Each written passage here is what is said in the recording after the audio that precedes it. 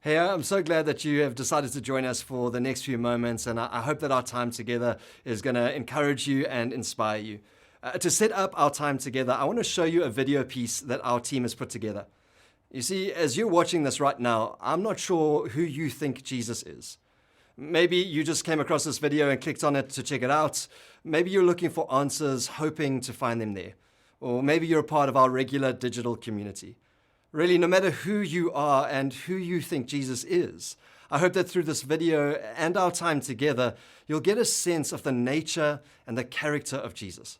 And not just that, but here in it, in this video and our time together, an invitation that we've been extending to you throughout this series. And even if you're joining us for the very first time, I hope that this video inspires you, encourages you, and maybe even moves you towards asking some questions. There was a time in history where humans believed that the sun revolved around the earth.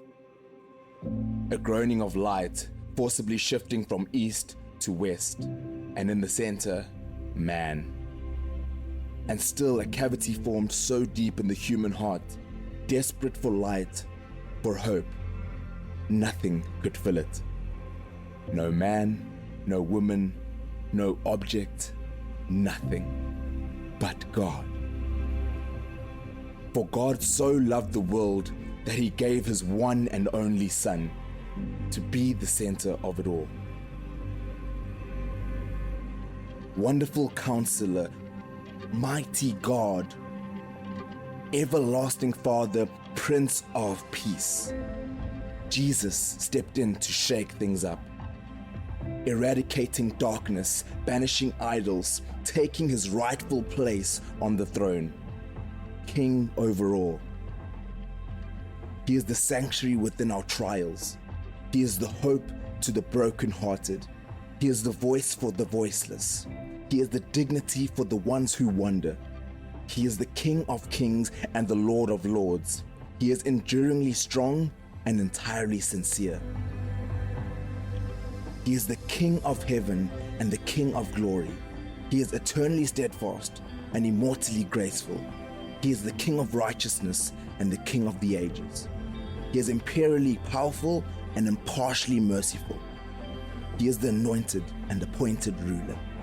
He is the unparalleled and the unprecedented. He is Jesus. He is King. Now, as you watch that video, I'm not sure how you responded to the idea of Jesus being all of those things. Whether you responded with some sense of doubt and speculation, or whether they resonated deeply with you. But our hope is that as we've gone through this series together, you have, like I have, been challenged to step off the throne of our lives, the seat of control, and to place Jesus there, to place him there as our King. And if you've missed any of this series, I really want to encourage you to go check it out on our Digital Campus YouTube page. You can check it out right here, and it's in the description as well. We've looked at people's lives who've been changed as they've discovered a king that's worth following. The most unlikely people from the most unlikely circumstances, each uniquely invited to step into God's story, just as you are, just as I am. But today, as we wrap up the series, I want to look at another person's story, another person who had an encounter with Jesus that changed their life forever. And we're going to see something in their story that I think will teach us why we're invited to make this decision too. This decision to make Jesus our King, and hopefully learn from their lives how we can do it. We meet her first in Dr. Luke's account of Jesus' life, and in Luke chapter 8, he records what happened like this. Soon after, Jesus began a tour of the nearby towns and villages, preparing and announcing the good news about the kingdom of God, the good news that he was about bringing into the here and now. And he took with him his 12 disciples and along with them some women who had been cured of evil spirits and diseases. Among them was Mary Magdalene, from whom Jesus had cast out 7 demons. And Dr. Luke records that number because in biblical numerology, 7 is the sign of something being complete. It's a way of Luke saying what Mary was suffering under was so significant, it was all-encompassing. But he takes these women along with him and other women who contributed out of their own resources to support Jesus and his disciples. Now, what's so interesting about Mary is so much is actually unknown about who Mary Magdalene actually is. What we know is that she either grew up in or lived in Magdala, which was in the north coast of the Sea of Galilee. It was known for its fishing. Some people believe that it was quite a prominent town, but one thing was for certain, it had a pretty checkered reputation.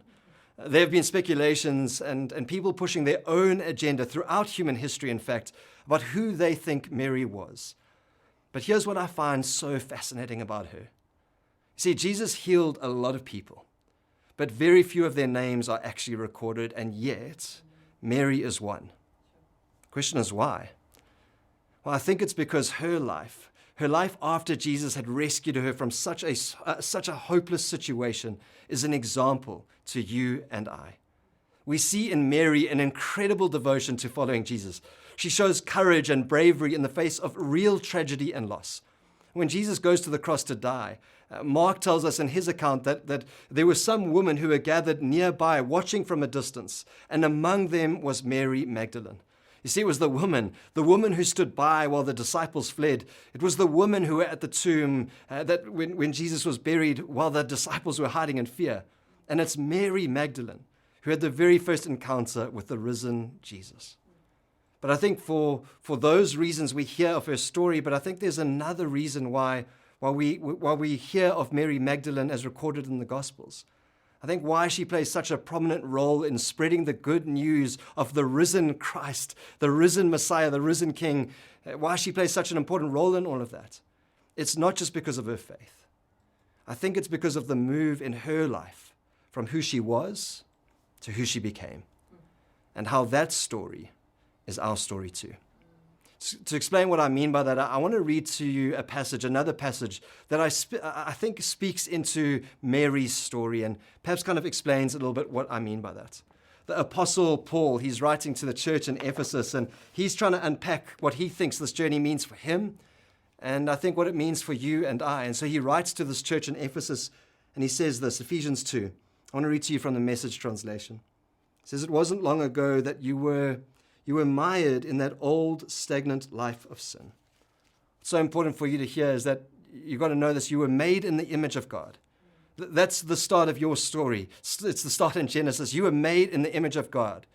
But as Paul's telling us here, we were also mired by our old lives, by our sin, and we see that in Mary. It's this old life. That's where we were caught. That's where we were stuck. You let the world, which doesn't know the first thing about living, tell you how to live. You filled your lungs with polluted unbelief. We breathed in and we thought we knew it all. And then you exhaled, you breathed out disobedience. God, I can do it all myself. We all did it, all of us. Doing what we felt like doing, when we felt like doing it, all of us in the same boat. It's a wonder God didn't lose his temper and do away with us all. And I'm not sure who you think God is, and maybe you think that that's who God is, but then Paul turns the tables. He says, instead, this is who Jesus is. This is who God is. He is immense in mercy and filled with an incredible love. He embraced us. He embraced us. He took our old sin-dead lives and made us alive in Christ. See, it's through Jesus' life that he teaches us how to live. It's through his death that he takes away our mired and marred and sin-dead lives. And through his death, that gets removed from us. And as he's raised to new life, as Christ is risen from the dead, we too, you too, are made anew in him. Paul goes on to say he did this all on his own, with no help from us. Then he picked us up and set us down in the highest heaven in the company with Jesus, our Messiah, our King. See, the truth is, this was Mary's story. Made in the image of God, mired by her old life, and then remade into a new creation. This is what she experienced. This was her story, and this is my story. And maybe it's your story too. And the truth is, this is the good news to all of us, no matter who you are. And when we come to understand this, it's with this sense of gratitude for what Jesus has done for us, with this sense of surrender, that we acknowledge Jesus as King. Yes, Jesus being a king has deep historical context and it has vast implications for our world and how you and I, if you consider yourself a follower of Jesus, how we're meant to live. But Jesus being king is also meant to be a deeply personal response. A deeply personal response for every single one of us, for you watching right now. A response that acknowledges his work in our lives, his work of rescuing you, of rescuing me, of redeeming us from a state of being marred by our sin, by what we've done and not done that's separate from God's nature and his character. The moments in my life where I've not loved people well and not loved God well, he takes that all away through his life, his death, and his resurrection, and he offers us something new. You see, as Paul says it here, he says, when we choose to believe this, believe it. Believe Jesus' death on the cross is the very act that frees us and forgives us of all that we've done. And it's his resurrection that moves us from death to life as it moved him from death to life.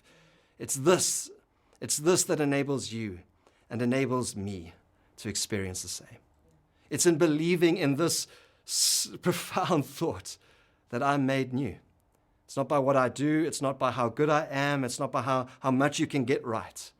It's because of what Jesus has done for us that I am a new creation, and you're invited to experience it too. We're all offered it. And so the question, I think, then is, how do we respond to all of this? How do you respond? How do I respond to what Jesus has done for us? Well, again, Mary's life is such a beautiful demonstration of what this looks like for you and for me.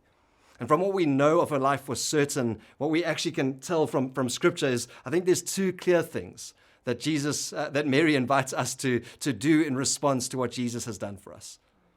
The first is simple. It's not easy. It's simple. It's a simple thing with a deep implication. It's a simple response in a moment, maybe even in this moment right now, but a response that's worked out throughout all of our lifetimes. The first thing that you and I need to do is make a decision. We see this in the life of Mary. She has this encounter with Jesus where Jesus rescues her from such a hopeless situation. And from that moment, she clearly makes a decision to follow Jesus, to be a disciple, to put her life aside, to put the control of her life aside, and to surrender to Jesus. Now, I don't know whether Mary was there at this moment when Jesus tells us what he thinks this decision looks like. But what I'm absolutely convinced of is that she would have heard about it. It was such a provocative thing that Jesus said that it would have spread quickly amongst the disciples and the followers of Jesus. You see, when Jesus tells us what he thinks it means for us to respond to what he's done for us, he says it this way. He says, whoever wants to be my disciple must deny themselves, take up their cross, and follow me. To the people who were hearing this in this moment, they would have just been struck by what Jesus had just said. I think sometimes we kind of just pass over it, but we've got to get a hold of it. We've got to see that the words Jesus uses here to the people that he spoke to 2,000 years ago, they would have understood exactly what he meant. They would have seen in literal demonstrations exactly what Jesus meant by saying what he's just said. You see, they would have seen on a regular basis people, oftentimes their own people, both criminals and political leaders, religious leaders who went awry, people who the Roman oppressive government empire saw as enemies, and as a way of punishing these enemies and as a horrific statement of power and control. The Roman Empire crucified thousands and thousands and thousands of people. And as part of what they would do, as part of their crucifixion, is that they would force these people who would go to death this way to carry their own cross. To carry their own cross to the point where they would be executed, to the place where they would be executed, the same way Jesus experienced it later. And so when Jesus says to his disciples, to his followers, pick up your cross, his hearers of the day would have understood exactly what he meant. They knew, because they'd seen it themselves, that anyone carrying a cross had lost control of their lives. If they were carrying a cross, they had lost their autonomy. They were no longer in control of the outcome of their lives. There was another power that had the final say over their life, another government, another king that was in control. You see, Jesus' invitation to you and I to pick up our cross and follow him is less an invitation to suffer for him, although suffering is not excluded from the journey of followers of Jesus.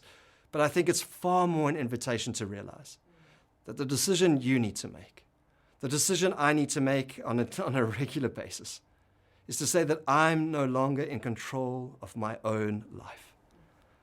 I'm choosing to surrender control, to choosing to lose autonomy to another power. to another king, to another way, to Jesus. We're invited to surrender our lives to him.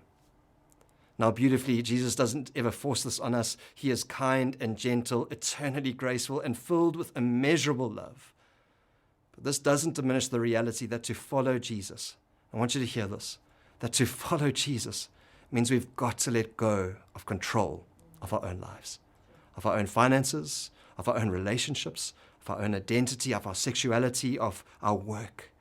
We've got to let go of control of these things. And this is the decision we're invited to make.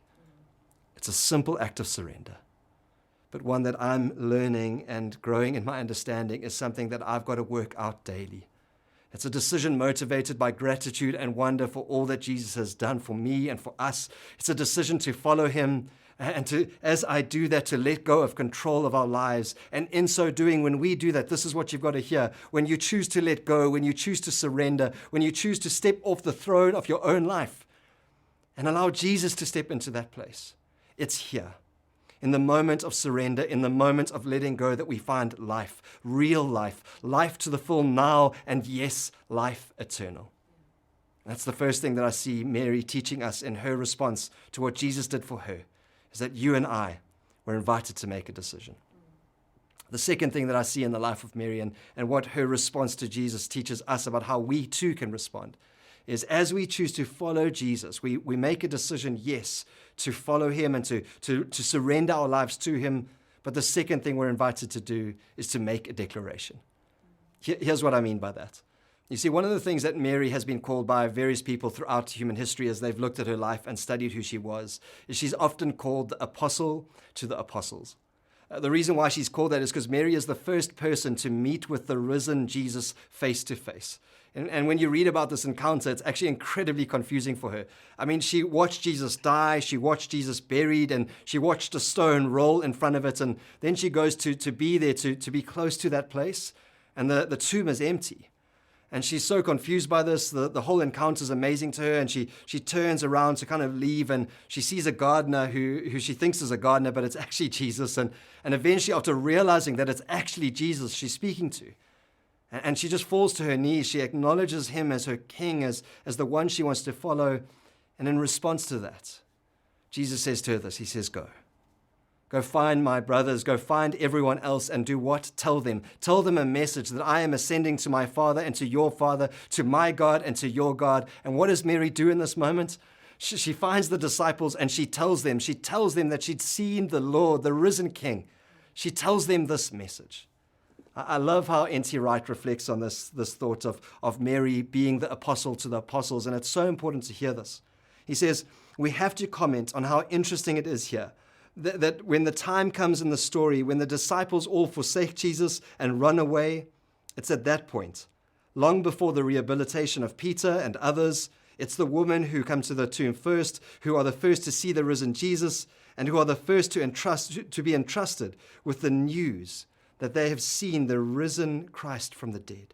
This is of incalculable significance. Some of you may have heard this before, but it's so important to be reminded of this. But if you told a first century person, if you told a first century Jewish person that Jesus would first appear to a woman, nevertheless entrust his message of being risen from the dead to a woman to testify to others that they'd seen the risen Messiah, if you told that to a first century person, they would have just thought it was laughable. You see, at this point in human history, women had no standing in society.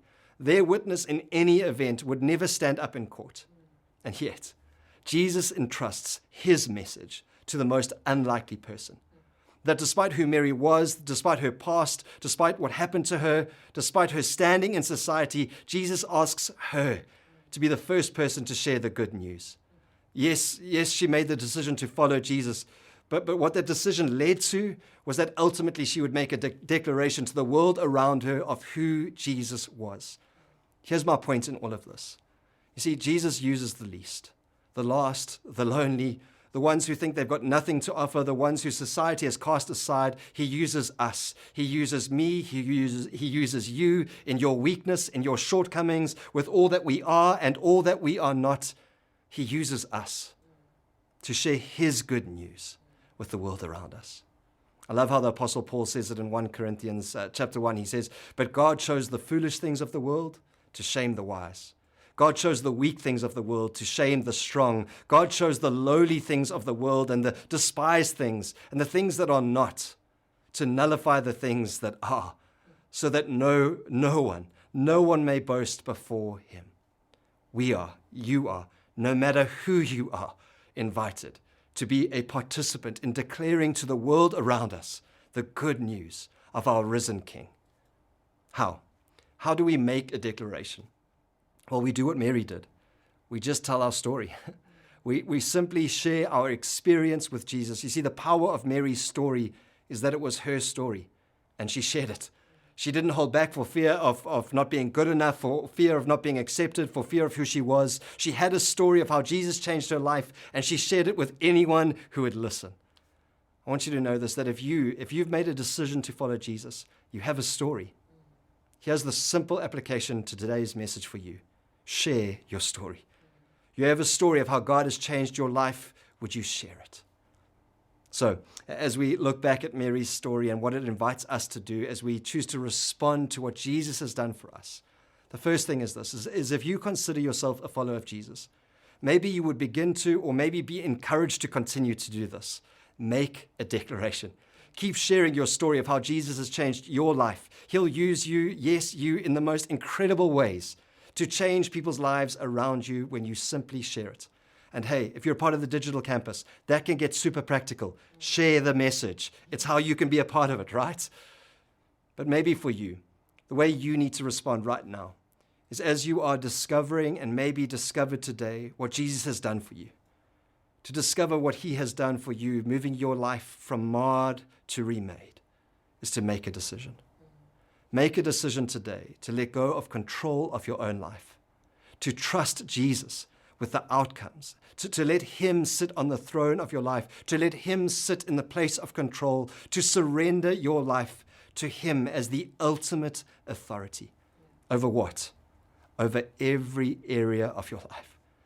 Over your work, over your family, over your identity, over, like I said earlier, your sexuality, your finances, what you do today and what you do tomorrow. Would you make a decision? And I think it's daily. Man, this is a consistent wrestle in my own heart to be on the throne myself, but Jesus invites me daily to make a decision, to allow him to be my king. So if you're choosing to make a decision today, I think there's 3 simple things you can do right now.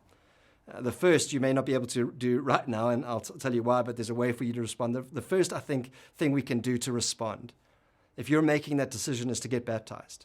Baptism is this beautiful physical thing that Jesus gives us to remind us of the decision, the moment in our life where we've decided to make him king, where we've stepped off the throne of our own lives and placed him there. Baptism is a reminder of that journey. It's in water. We get into water and we're reminded of our old lives. We go down into the water, which is the symbolism of our old life being taken with Christ into his death. And then we're raised up out of the water as a reminder and a symbol of us being remade. If you're wanting to mark a moment in your journey of faith, if you're wanting to mark a moment where you say, I've made this decision, what I'd love for you to do right now as you're watching is connect with us. You can do that in the chat if you want to be baptized. You can email us at digital@grace, connect with the team, and we'll help you figure out a way for you to do that.